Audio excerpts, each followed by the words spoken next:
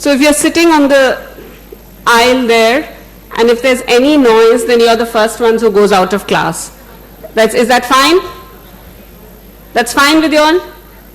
Yeah? Okay, fine.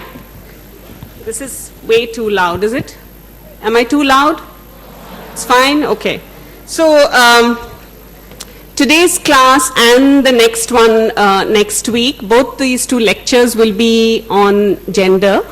And I must share with you that it's been extremely difficult to try and organize a lecture on gender in which I have to fit in so many different issues and concepts within a span of 4 hours.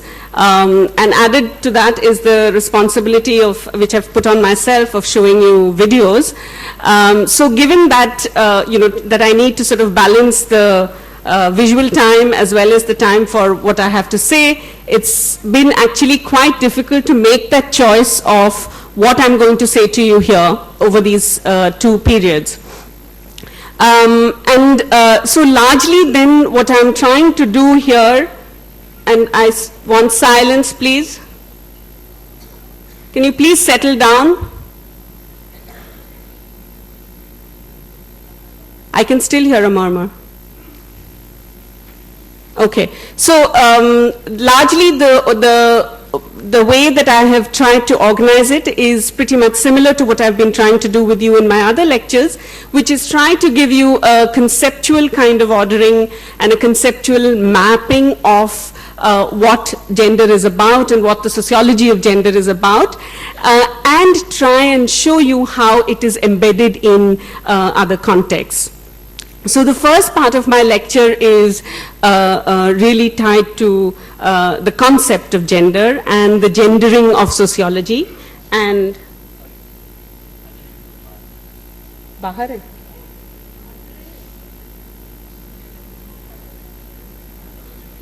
हाँ? छोड़ दीजिए, अभी अंदर नहीं आएंगे ना, और अभी नहीं आएंगे फिर और.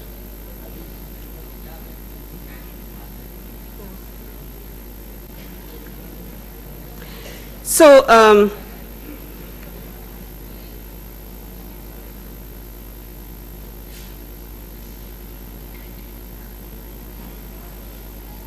okay.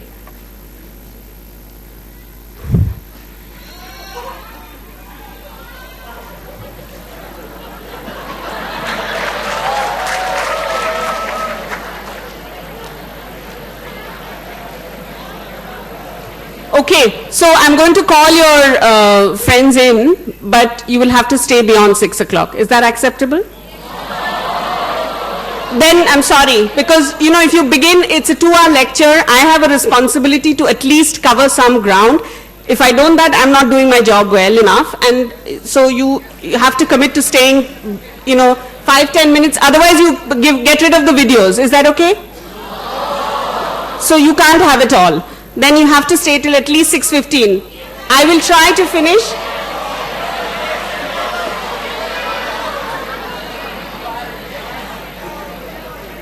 Please understand that when one does this kind of a lecture, it's really, one has to really orchestrate it to the minutest detail. So I don't see myself trying to finish. I will try my best, but in case I don't, it will go on to 6:10, 6:15, and I need you to be quiet for that entire period.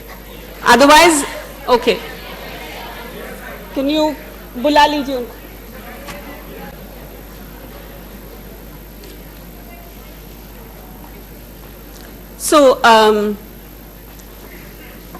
So first, to tell you what I'm going to tell you in these 2 hours. Firstly, why is gender relevant? That's something that I've been doing in each of the classes, trying to sort of communicate to you why is it that we are from all these disciplines and studying what we are doing in sociology. Secondly, looking at, what do we mean by gender? And I'm going to begin by just sort of giving you just its kind of definitional understanding of what gender is.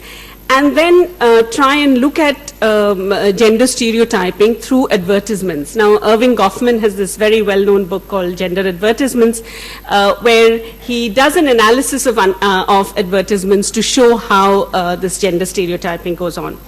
Then I'm going to sort of briefly get into this aspect of gendering sociology. So the idea that, how when we think of a science of society, that much of this science of society was actually a science of male society.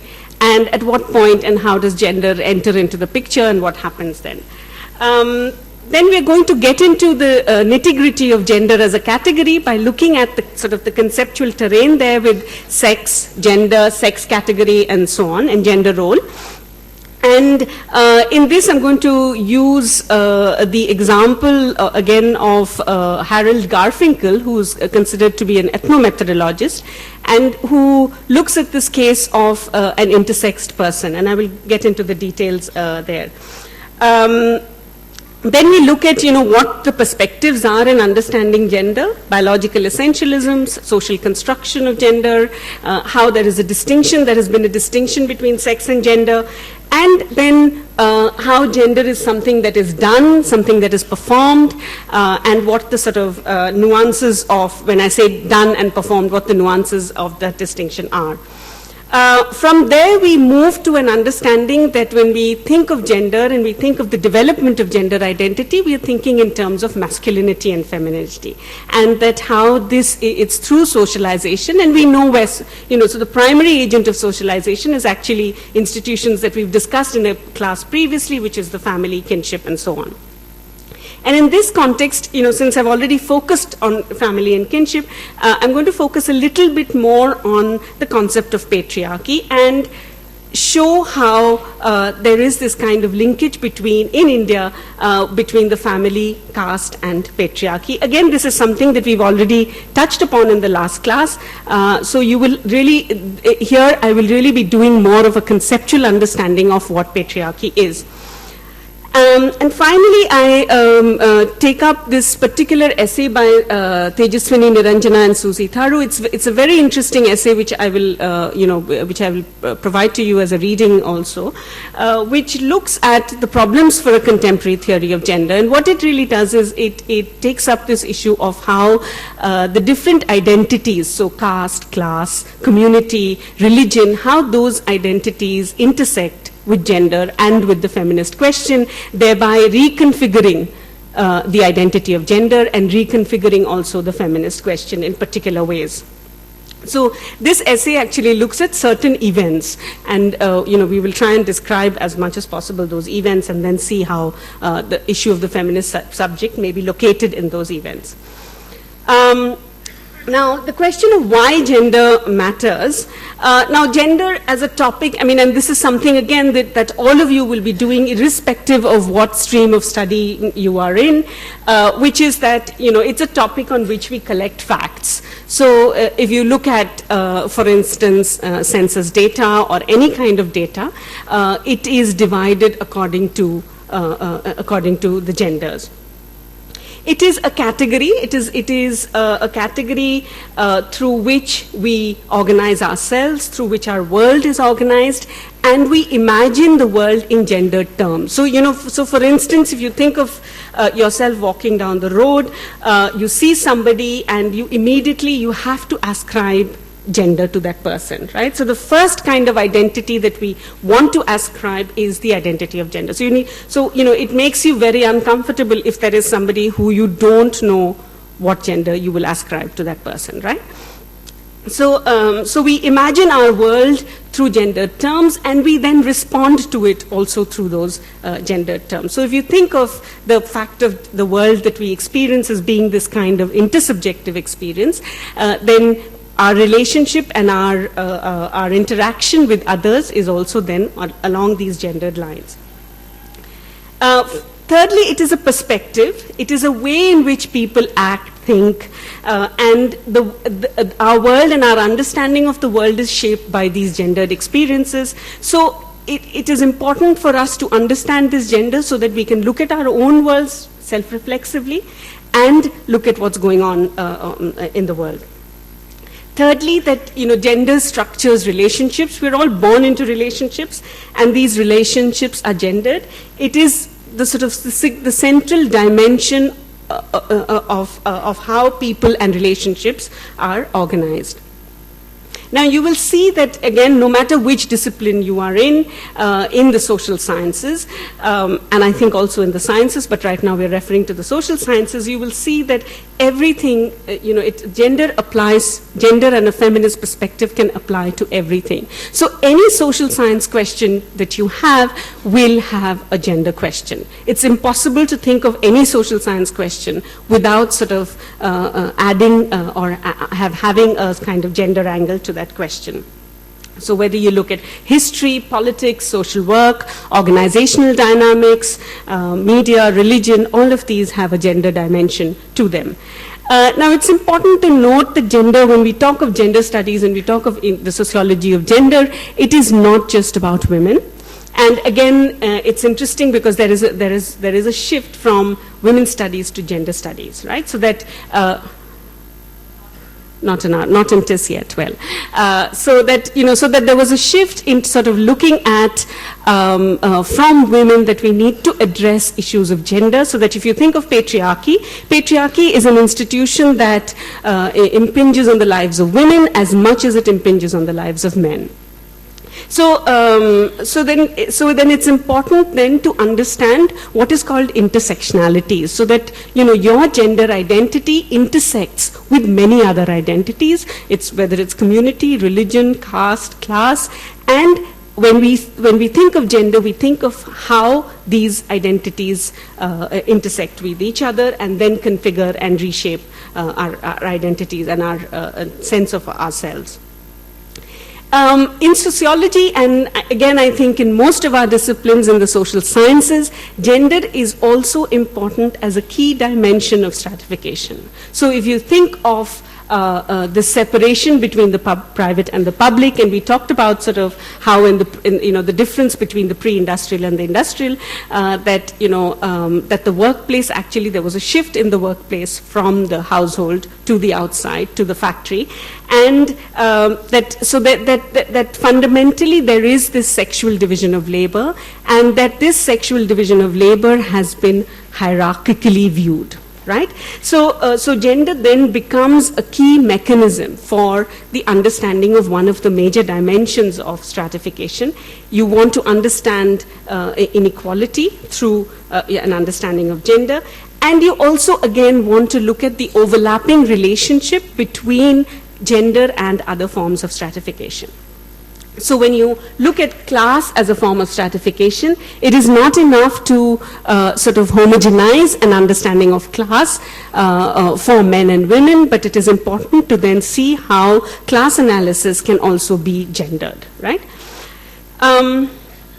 Finally, I think, at least for me, the study of gender and, the teaching of gender can be life transforming if you begin to use it as a perspective to understand your own life and what is going on in your own life, the kinds of constraints that you face, and so on. Of course, I think it takes a while for those of you who haven't been exposed at all to gender studies and to gender as an analytical category. It does take a while to sort of begin to do that. But once you do that, I think that it really challenges the simplification, the simplistic way in which we encounter and understand the world, and things become more difficult. I agree. You're more fraught, but it's also more exciting. So then gender, an analysis of gender then enables us to challenge certain taken for granted assumptions with which we organize our lives and experience our daily lives. Now, one of the examples that I want to give you here is if you think of this issue of separate toilets. And I know it's a crazy example, but so for instance, in the home, we don't have separate toilets.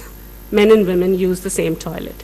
Now, if you were to actually try and push for separate toilet, I mean for unisex toilets, you will only have it, I guess, in some like clubs or something where sort of very fashionable clubs where these unisex toilets may be there. But otherwise, you will see that there will be tremendous resistance to an idea like this. But you see how in the home we are actually okay with sharing the same toilet with the men in the home, but we're not okay with sharing the toilet with men in the public place. So I think that, okay, I think that was a repeat, was it?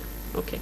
So, so basically that what I'm trying to say here is that, gender enables us, therefore, to think critically about the kinds of effects that our identities have on what is going on in the world and how we relate to it. And we all relate to it as gendered selves. It is just that I think we do not use gender as an analytical category to make that kind of leap from the obviousness with which we relate to it and problematizing it as a category of thought and as a category of experience. So when we try to understand what gender is, we will encounter these terms, and so sex category, gender roles, and the sex-gender system. The term sex typically is used to describe the anatomy and the physical differences between people. So as you are aware, so come on, there's too much talking.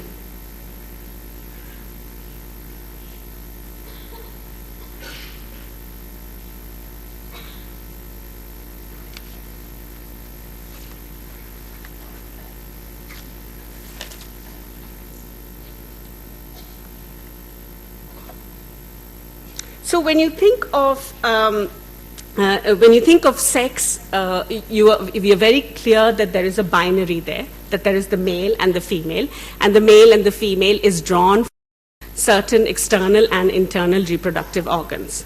And now this is seen, on the face of it, it is seen as an unproblematic, taken for granted, well accepted distinction. So that, and somewhere there is a kind of biological clarity that we have with this kind of understanding of sex and there being male and female. Now, when you think of how this shapes gender, this biological sex of male and female then gives you the gender of the man and the woman, right? So somewhere gender gets associated with the biological sex of people. Now, if I were to sort of, comment on, have any of you or two or three of you up here and were to ask you whether this is a male or a female, there would be 100% agreement, unless you were trying to pull a fast one on me. But generally, so then what we are saying is that there is a simplicity with which we do this kind of connection between sex and gender. Now, gender is actually an analytical category which demarcates these biological sex differences. So gender is not just about biology. So it's about, it is an analytical category. It's the way in which these biological characteristics and differences shape behaviors, they inform behaviors, practices, and your competencies. So it's about what you can do and how you do it that becomes significant when we are trying to understand gender. So these behaviors and practices and competencies are then reassigned as masculine or feminine. And this is so gender is basically the socially imposed division of the sexes. So one is you have a biological division between the male and the female sex, and on top of that, there is a socially imposed division of the man and the woman, with each having their own set of behaviors, practices, and competencies. Now, the sex-gender system is a system which is it's a set of arrangements by which the society actually does this kind of transformative, this transformative practice of changing the biological sexuality into products of human activity. So what you're doing here is that when you see sex-gender system, it's trying to see how the biological sex gets connected to what we call the social gender. Right? And again here there is you're seeing a sort of clear, one is that analytically you're separating them, you're separating sex and gender, but you're also somewhere saying that the gender is based on the biological sex. And we'll come to the problems with that later on. Largely when we think of gender as a category and how it emerges in the social sciences and in sociology particularly, there is this notion of society as being, the study of society as being the study of male society. So that largely it was men studying what men do, and women were relegated to obviously the domestic sphere and to the background, and these were not significant issues in the study of society. So it is with the sort of, women's movement, and largely with the second wave of the women's movement. So the first wave, as we know, is the suffragette movement, where, women were fighting for their right to vote. In the second wave, issues of sexuality and reproductive rights became more prominent, and this was around the 60s. So between the 60s and the 90s, especially in the West, and we'll deal with sort of the movement in our next class, specifically in relation to India. But it was with the second wave that, with the sort of civil war, civil rights movements and the anti-war movements, there was a focus on reproductive rights and sexuality rights. And sex and gender came to be differentiated around this time. The third phase was really sort of more dictated by post-colonial and postmodern concerns, where all these concepts, sexuality, heteronormativity, were actually being destabilized. So you began to see them as not as the obvious way in which they were seen earlier. So when we gender sociology, the challenges are many. First is that whether sociology can become really a science of society, which is a science of society involving both men and women, rather than a science of society involving males alone. Secondly, that there is a focus on bringing women back in, so that it's important to document the experiences of women. So you will see that there is a lot of work that goes on in terms of around the 60s on work, on women's work, on understanding what women's work is, on the contribution of women's work, on looking at, for instance, the issue of what is being called the care economy, the fact that domestic work and household work is not something that counts within the GDP, and that that you can look at it in terms of the care economy and what it contributes to. But at the same time, what was felt is that it's not enough to just bring women into the picture. It is not just enough to describe the multiple realities that they experience, but it is important to interrupt the terms of the debate. So that it's important to sort of complicate the picture. It's important to not just add women as a category, but to rethink the ways in which women have been portrayed, right?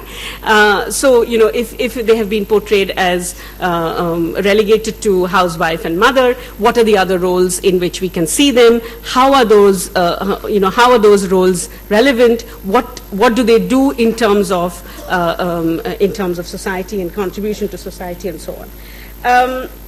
The other, so it addresses problems of representation. The other thing that becomes significant is the idea of cross-national research. So to try and look at the cultural variations and document these cultural variations to show how institutional practices are both similar and dissimilar. Because at some level, when you think of patriarchy, there is a kind of universalization of what patriarchy does. There is a kind of universalization of what the kinship system and what the families do. But at the same time, as we saw in our class on kinship, there are many cultural variations which exist. So partly when we were trying to bring gender back in, when we were trying to address the concerns of women, this is really the field that was being configured. Okay. Now, just to sort of give you a sense of how we do what we do, and how that, this kind of dialogic relationship between what we do and what we see in the media, which is something that we're all well aware of.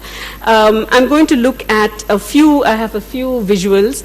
Unfortunately, they're all visuals downloaded from the web, and I didn't have time to actually go through magazines in India, and I'm pretty sure there are many of these similar sort of images which you will see if you are sensitive to these points. So I will just quickly show you the visuals first, and then take you through these kinds of, this kind of stereotyping that happens. And the points that I'm bringing up are relative size, feminine touch, functional ranking, ritualization of subordination, and licensed withdrawal.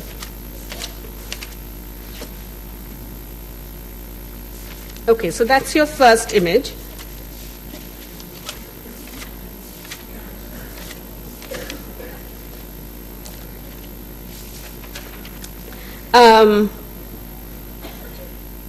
So now this interestingly can be used for talking about relative size. So you see and you will see this in most ads.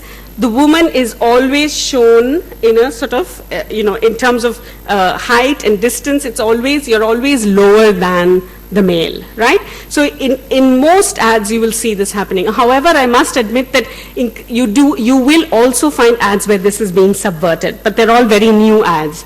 And sometimes when they're being subverted, there are other kinds of scripts which are going on in those pictures.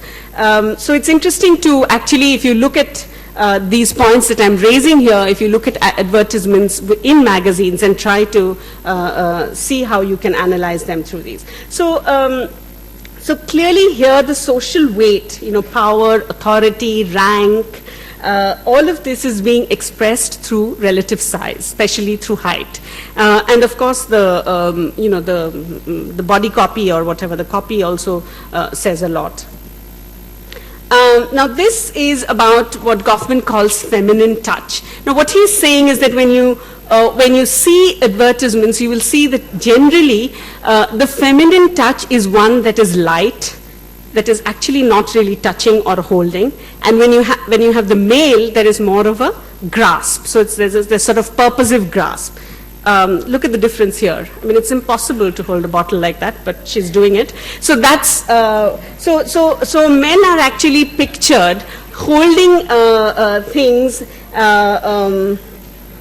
sort of in a more sort of firm grasp way, whereas women are pictured merely sort of using their fingers to touch the outlines of a product. So not really holding, not really doing, but more sort of ritualistic touching, as opposed to the utilitarian kind that the man does. So in this, I think it's very clear that the man has this kind of utilitarian grasp and the woman has the feminine touch.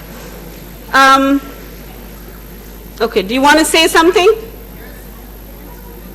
I can take one person. What do you want to say? Yeah.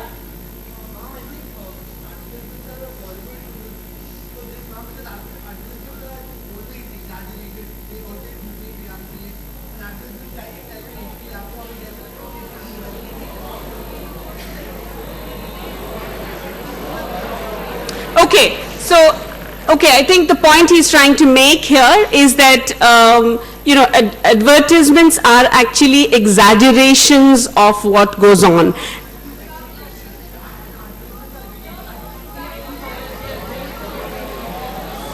Okay, I can't have all of you speaking at the same time, then it's not going to work. So let me just say that they don't, can I make my point and then I'll hear you. So they don't necessarily depict exactly how men and women behave, but what it does is that it serves a social purpose of convincing us that how men and women should be or should want to be. So I think that, let's not look at sort of the whole picture as, okay, but I never do this. I've not seen any woman actually do this. But in terms of the script that it lays out, where you may either aspire to, you may either be critical of and subvert that it offers us a kind of script, right? It offers us a kind of register to which we relate, right? So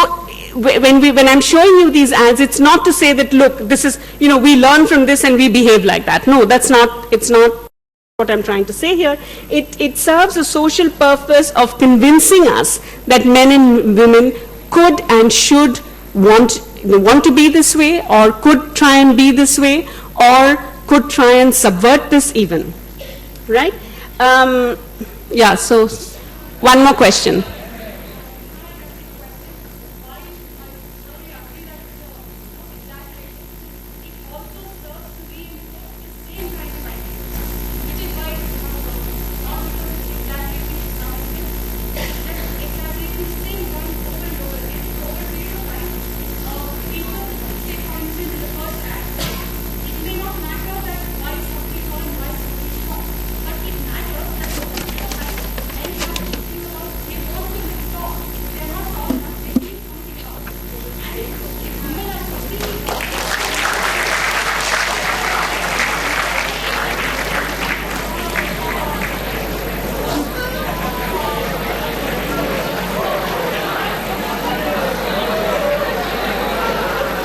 Okay, so this is what Goffman calls the ritualization of subordination.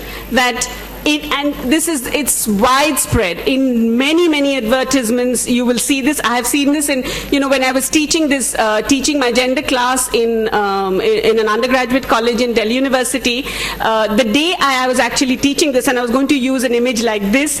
There was a full page ad in Times of India for one of these clothing stores in Lajpat Nagar, which had this man towering over this woman who was, almost naked, lying on the floor in this impossible posture. So I think that's another kind of, what is the kind of posture that you have? It's a posture that makes you almost not human.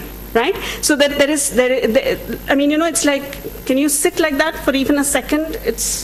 Right? So there is a kind. So this. What he says is that there is a kind of what he calls the classic stereotype of deference, where you lower yourself physically in some or the other form of prostration, and whereas you have the man who's holding his body erect. Now, interestingly, in this, it's only the body that is important. So it's the man's body that is important. His face is not even important in this.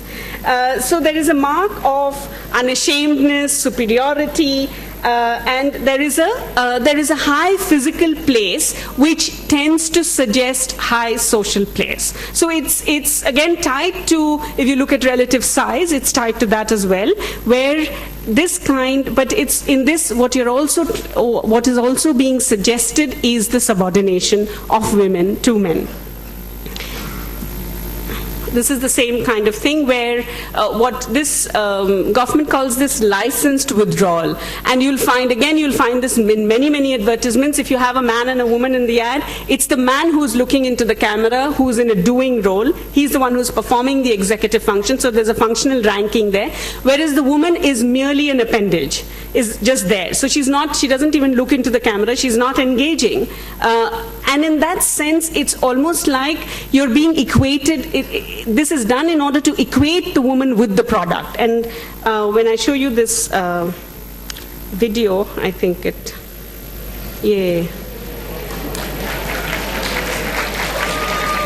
Quiet, don't behave like children.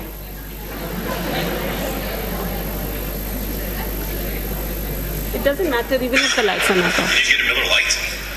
No, what's the difference? How about it's more taste? I don't care, she's got one of these. Well, that's the second unmanly thing you've done today. What's the first?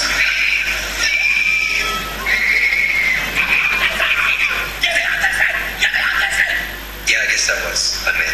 Man it up. Choose a light beer with more taste. Grab a Miller Lite Vortex bottle. Case greens. Hey, look, I mean t-shirts. Awesome.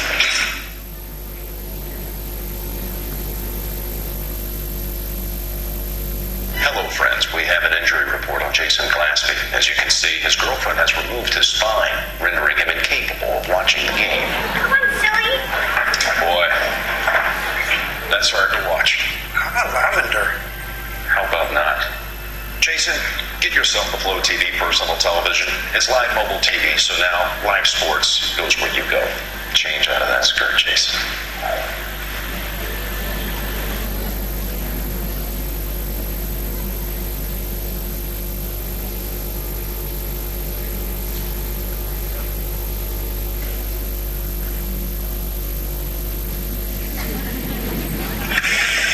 It translates as no hooting.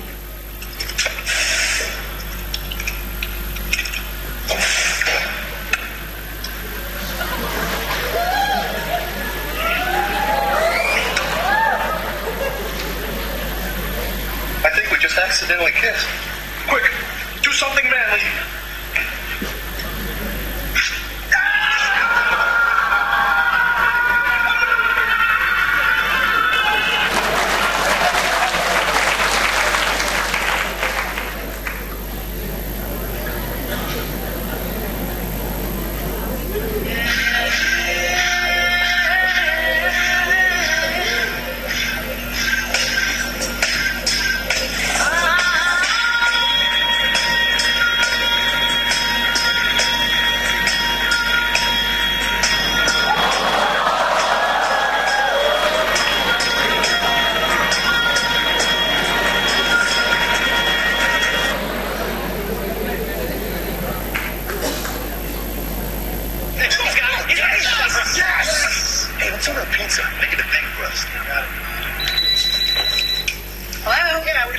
Thin crust pizza? Rounds? Exactly. And you know what? Make it the way I like it. Loaded with mozzarella and toppings. You know I hate when you do this. Wonderful. And another thing. Make it snappy because we're starving, right, boys? Round. Chop, chop.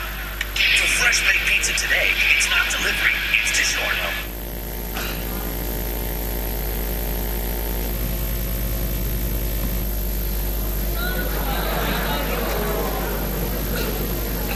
Okay, so if you look at all of those ads, I think they connect to the points that we are trying to make: ritualization of subordination, using women as objects for the sale of products, using masculinity and the sort of the dangers around associated with masculinity, to put forward certain ideas of what is hegemonic masculinity and so on. Now, in each of these, you see that they're all gender displays. They're displays of gender, but they're not necessarily portraits. What they are symptoms of what is going on. And that's why I was trying to say that even if they're exaggerated, so that the commercial of that woman, which then becomes into this bike, I think that's fascinating, because it really tells us how this kind of objectification, it's a sort of direct tool of that kind of objectification that happens. And you'll see this all the time in advertisements, specifically of cars and automobiles, where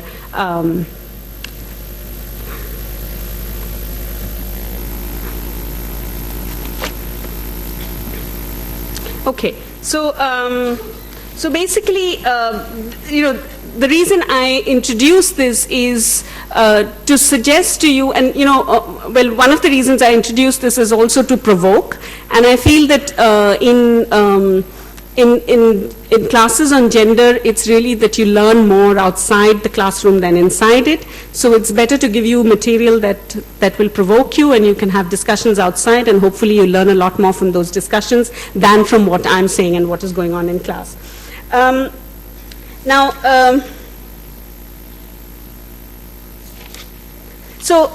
So one of the ways in which, therefore, this understanding of gender develops is by focusing on biology. And the idea is that, is biological essentialism, that essentially gender identities are drawn from biology. It's a position that assumes that all manifestations of gender difference are actually innate, they're transcultural, and so which means that across cultures there is this connection between biology and your gender identity.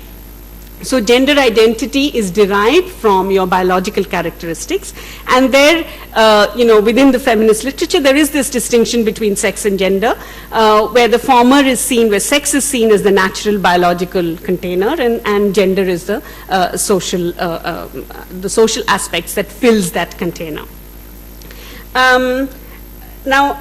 Now, when you look at, there seems to be in this position of biological essentialism that there is a direct correlation between one's biology and one's gender. Or that there is a direct correlation between the nature of one's sexual and reproductive organs and one's gender identity. Now, if you look at biology, outwardly, human beings can be divided into two sexes. even though there are actually many kinds of combinations that are possible physiologically, on the basis of the physiological areas that determine these biological characteristics. And what are those physiological areas? You know, there are genes, hormones, gonads, your external reproductive organs, and your internal reproductive organs. So basically, that there may be different types of combinations of these 5 biological characteristics. So when we think of gender as being assigned, it is assigned typically by looking at just one biological characteristic, right? So whether you have a penis or not, that determines what gender you are in, right? Whereas if you think of the biological makeup of individuals, there are all these other things which contribute to the biological makeup of an individual. And you know, when you think of intersex persons, with intersex persons, this is what happens, that biologically, the clear connection between all the organs and the sort of coalescing of all the biological characteristics is not going on, right? So, so if you think of these different aspects of these physiological areas, there are 5 kinds of biological sexes which we may recognize. So there may be men, women, so persons with 2 testicles and persons with 2 ovaries, hermaphrodites, in which there are at the same time 1 testicle and 1 ovary, masculine hermaphrodites, where persons who have testicles but present other feminine characteristics, and feminine hermaphrodites, which are persons with ovaries but with other masculine sexual characteristics. So if you, when you look at this, I mean, and this is just a range that, you know, there are actually, I think there are supposed to be 14 different types of intersex conditions. Right, I'm just mentioning 5 different kinds here. So if you look at this, then it helps us to question this understanding that why then have we brought it down to 2, right, the male and the female. And it helps us also to look at the process through which then a person at birth is assigned a gender identity, right? So on the basis of what the nurse sees or what the doctor sees, the person is assigned an identity. For those of who are interested in following this whole discussion through, there is a very good film called Gender Trouble, which looks at intersex persons and how society assigns gender identity, and also how the medical profession assigns gender identity to these intersex persons, to people who probably don't feel, or people who feel neither male nor female. You're actually assigned either or identity. So, so there are, what we're trying to say here is the fact that there are many cases where unity of the physiological characteristics is not present. And those cases then make us realize and make us think about the kind of hegemonic process that we partake of in reducing this variety to 2 categories, the male and the female, and the man and the woman.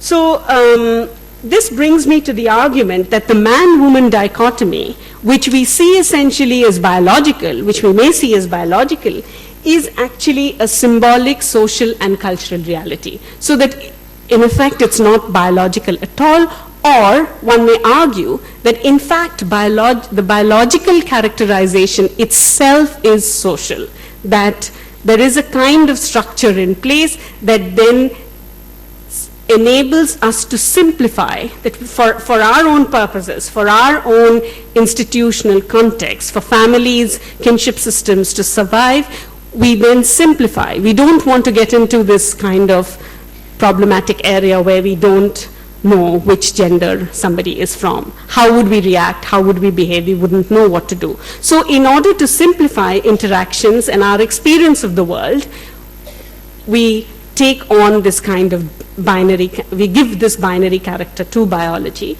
and then assign the man-woman dichotomy. Do you have any questions? Okay. So now the other position to understand gender, as I said before, is the social construction of gender. And one of the people who wrote, in the 70s was Anne Oakley, who actually used these two terms, sex and gender, and tried to differentiate between these two terms. So that itself was quite a sort of a leap in terms of, understanding of gender and sex differences and so on. And Anne Oakley was really saying that sex is different from gender, and she lays the ground for exploring the social construction of gender. She says that in Western cultures,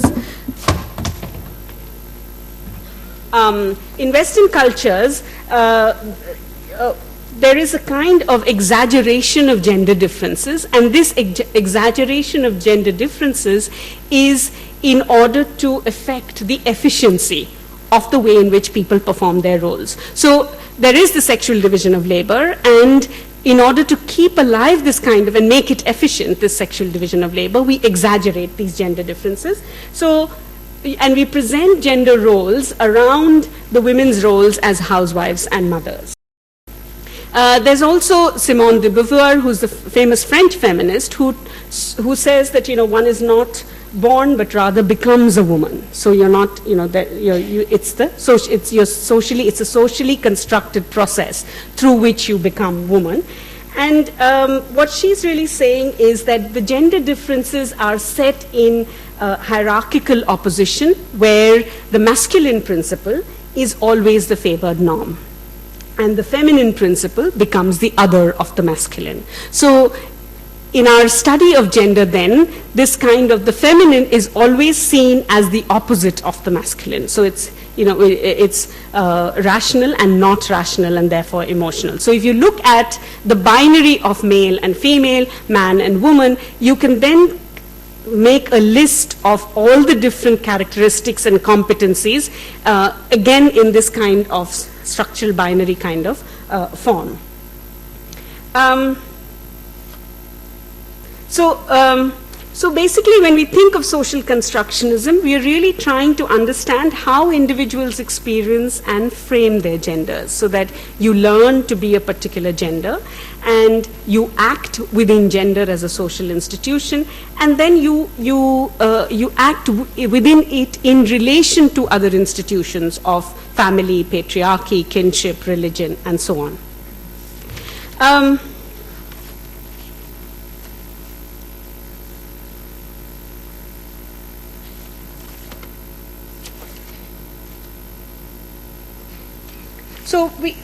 So we not only do we try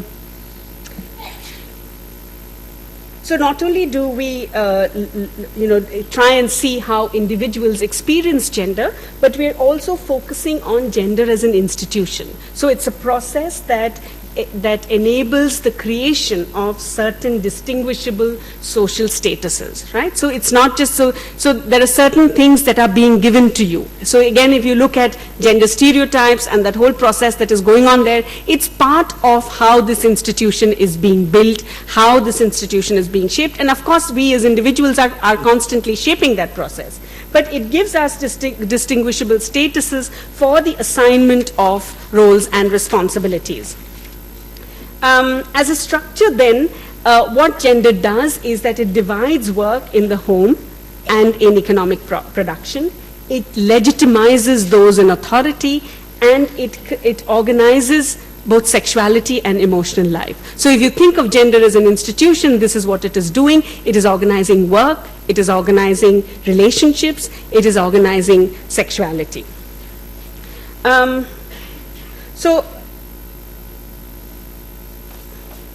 So when we say social constructionism, we are really saying that gender does not emerge necessarily from biology and from biological characteristics, but from the exigencies of social order. So the fact that we've simplified what could be this variety of biological characteristics to only two kinds of genders, two kinds of sexes, let's say, two sexes, that arises from the need for a certain kind of social order, that arises from our need to do this thing as a collective. And if we actually began to acknowledge that variety, things would be much more difficult than what it is. Now, I'm going to take up, as I said before, this particular case of Agnes, who is an intersex person, and Candice West and Zimmerman, who are advocating the social construction of gender, uses Agnes's case to show how gender is socially constructed. Now, Agnes is actually a case study that Harold Garfinkel did, and Agnes came to Harold Garfinkel and his team. There was a psychologist as well, Robert Stoller, and he came for sort of counseling, and he wanted a sex reassignment surgery. So Agnes was a transsexual. He was a 17-year-old transsexual when he met Garfinkel, and he adopted the female identity at age 17, and he had this kind of sex reassignment surgery several years later. Now, Agnes is significant for us because he had to learn to be a woman. So both Garfinkel and West and Zimmerman actually tell us that it's a very interesting case, because as women, we really cannot describe the process, because we have internalized that process to such an extent that we cannot describe the ways in which we learn to be women. So how do we learn to sit the way we do? We cannot actually trace what went on in our lives, in our everyday experiences that made us who we were. Whereas Agnes, because she was born with a penis, and she had the experience, and she had transsexual characteristics. Because of this, she had to make herself, she had the sort of additional responsibility of making herself accountable as a member of the female gender. So what she does is that she has the practical task of managing her male genitalia, and you will see this in the case of many transsexual, transgender people. And she lacked the kind of social resources that a girl's biography would have. So for many of us, for many of us who are in that sense naturalized as women, and for whom there is a fit between the biological and the social genders, biological sex and social genders, this is not a concern. So we don't know how we learn to be a woman. And Agnes actually had to learn to be a woman. So it makes visible, her case makes visible what is otherwise invisible to us, which is the accomplishment of gender. And now in her case, what she does is that she has what is called a strategy of secret apprenticeship. So she has, there are all these examples of how, she learns from her boyfriend what are the kinds of things that he objects to, and through that then learns what it is like to be, what it means to be a woman, and how she should portray herself as a woman. So she tries to understand the configurations of behavior that would be seen by others as normative gender behavior, right? And this is a process that all men and women go through. So that, it's important for us not just to do our genders, but it's also important for us to make those genders, that doing accountable. So for instance, when I say accountable, it means that you wouldn't do something that you cannot narrate. Or if you know that if you narrate it to your friends, they will say, were you crazy? Why did you do that? Right? So that there is a way in which we try to not only perform our gender, but we also perform it in a way that we can narrate it, that we can make it accountable. So we live up to normative conceptions of femininity and masculinity, and that this is fundamentally interactional and institutional. So interactional in the sense that it relates to how we are in our relationships with people, and secondly institutional in the sense that it also relates to structures of behavior, because institutions give us certain ways of behaving, certain. So accountability then is drawn from that institutional arena. So you wouldn't, so if there was a case of you were being sexually harassed on the streets, the way you would react if it was 10 in the night versus 10 in the morning would be different, because there is a kind of institutional context to that reaction. Now the other sort of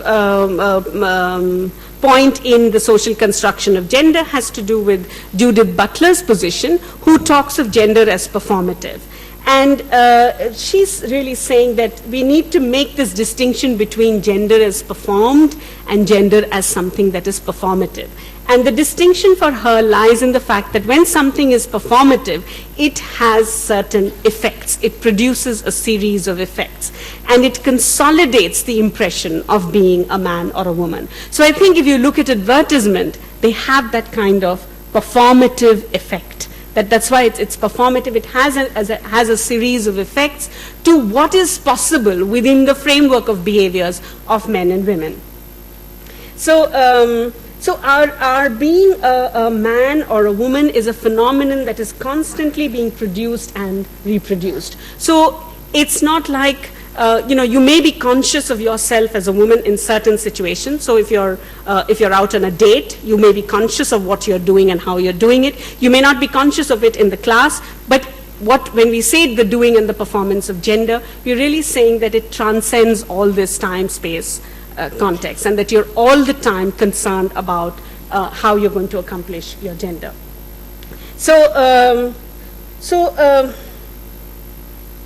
So along with this, when we perform our gender, as I said before, there is an institutional context and an institutional power which helps us, which keeps us in our gendered place. And if you think back on the discussion on, for instance, on caste and honor, and within the family, honor as a code, honor is the institutional structure which keeps you in your gendered place for women, right? So that you know that you're not supposed to do certain things. If you do those, there are consequences.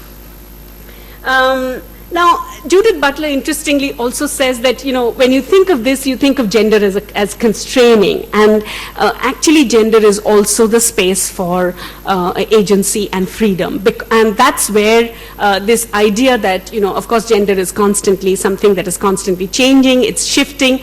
And so that while there are ideal gender norms, there are also those who express within the space of their genders non-conformity. They express variance, and gender allows you to do that, right?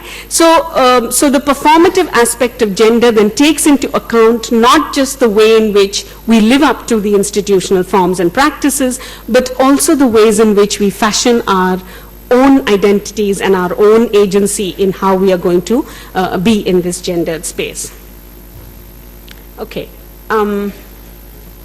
I will just have a short video to break the monotony.